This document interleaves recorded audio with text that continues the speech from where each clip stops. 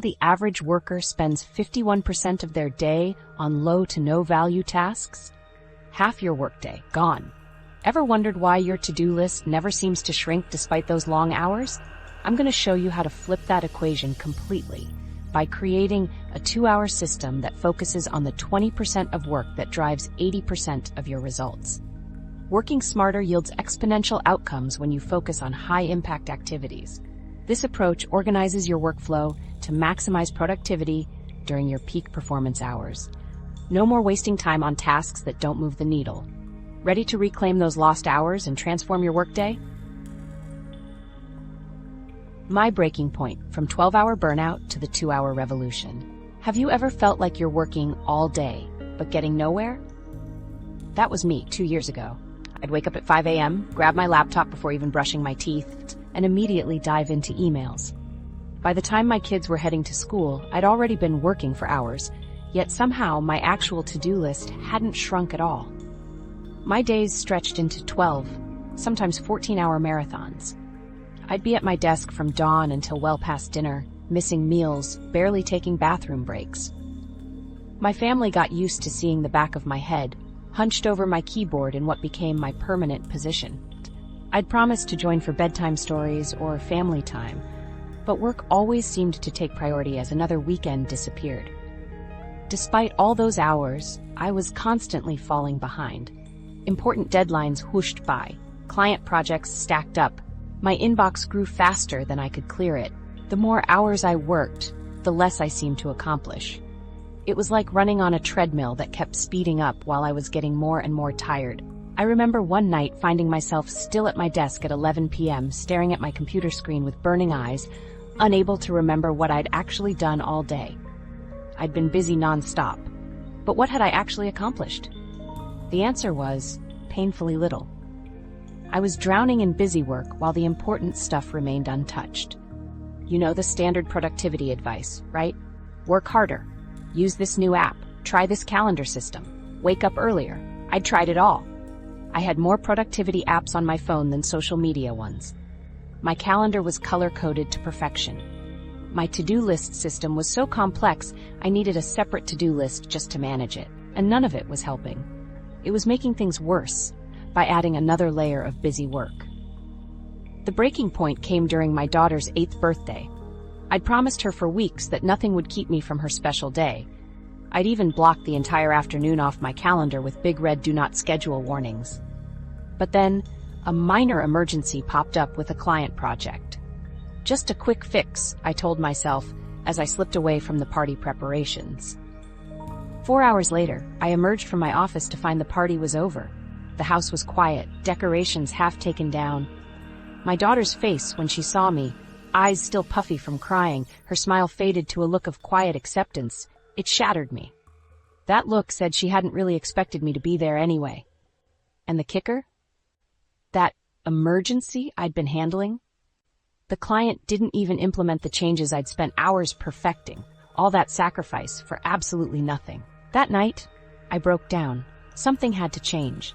I was sacrificing my health and my relationships for email threads and meetings that went nowhere. The traditional productivity advice I'd been following clearly wasn't working.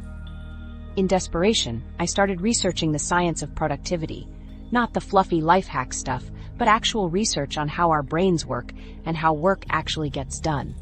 I went down a rabbit hole of studies about cognitive function, focus, attention spans, and work outputs. What I discovered literally changed everything I thought I knew about productivity. The most shocking finding? Study after study showed that knowledge workers could only maintain genuine focus and high-level cognitive function for about 2 to 3 hours per day.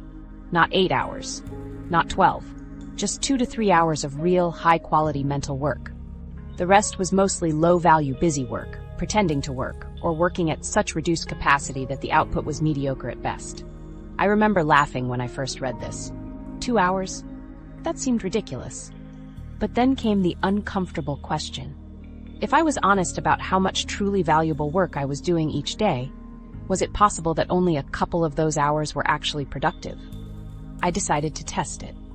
For 1 week, I tracked everything I did hour by hour and categorized each activity as either high-value work, work that directly created results, or moved important projects forward, or busy work, email, most meetings, administrative tasks, reorganizing information, etc. The results were embarrassing.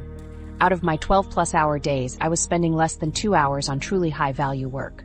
The rest kept me busy but produced almost no meaningful results.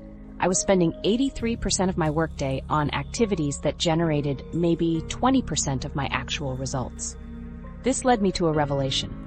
What if instead of trying to work longer, I focused intensely on just those high-value activities? What if I engineered my day around protecting and maximizing those critical 2 hours, rather than stretching myself thin across 12?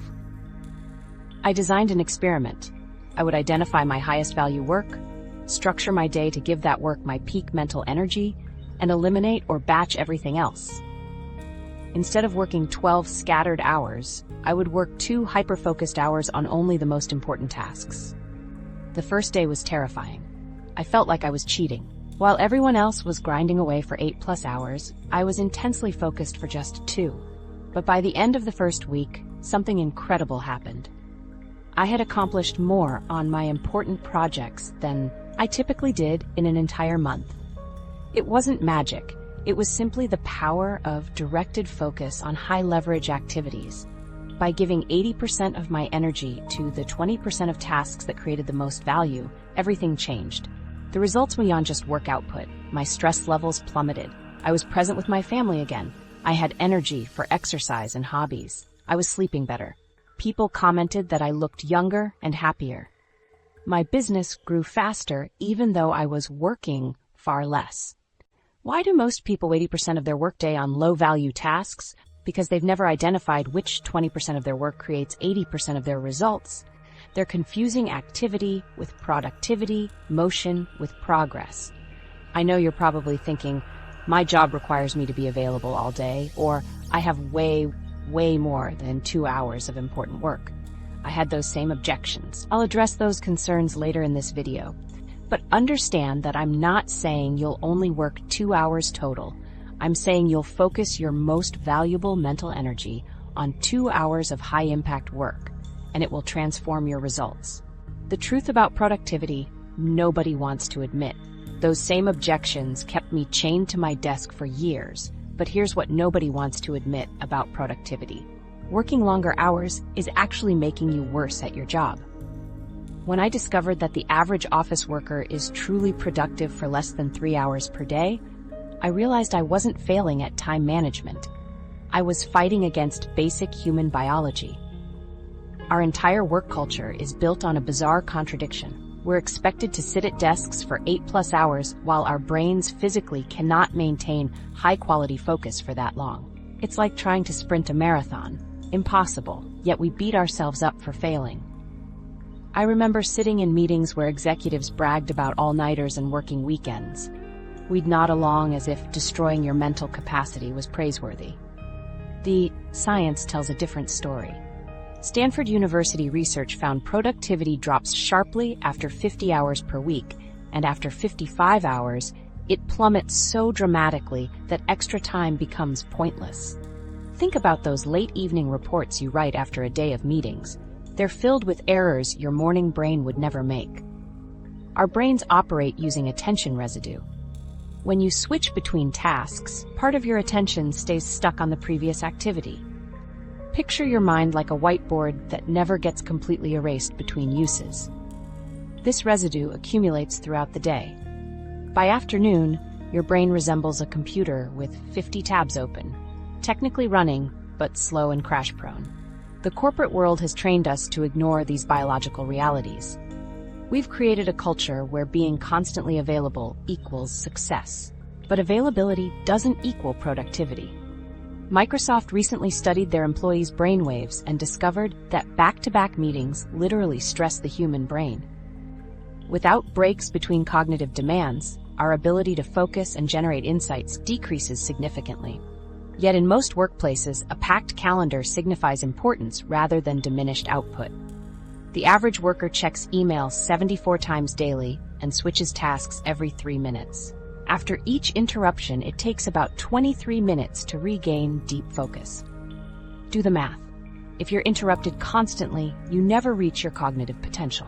When researchers examine actual productivity, valuable output created, not hours worked, they consistently find meaningful work happens in concentrated bursts.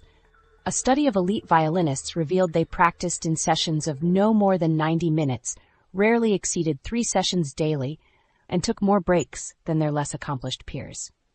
Their success came from intensity, not duration. The same pattern appears with writers and programmers. Nathan Contney, creator of draft writing software, tracked his coding and found his most productive day, writing code that became his company's foundation, consisted of just 2 hours and 36 minutes of actual coding time. I want you to work harder and better during your peak hours, instead of diluting effort across an artificially long workday. Quality thinking requires intensity, not endurance. When was the last time you entered that magical flow state where time disappeared and you made incredible progress? For most people, these moments seem random. They aren't. These periods of peak performance can be systematically created through proper environment and triggers. According to Stanford neuroscientist Dr. Andrew Huberman, our brains have natural ultradian rhythms, cycles of heightened alertness lasting roughly 90 minutes, followed by natural energy dips. Fighting these rhythms is like swimming upstream, exhausting and ineffective. Imagine trying to paddle against a strong current all day versus riding the waves strategically. Studies show our decision-making deteriorates throughout the day. Judges reviewing parole cases made more favorable decisions early in the day and after breaks.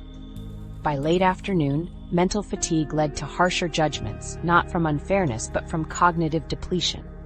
That project you're stuck on? You might be approaching it when your brain is running on fumes. Creative insights don't come from marathon brainstorming.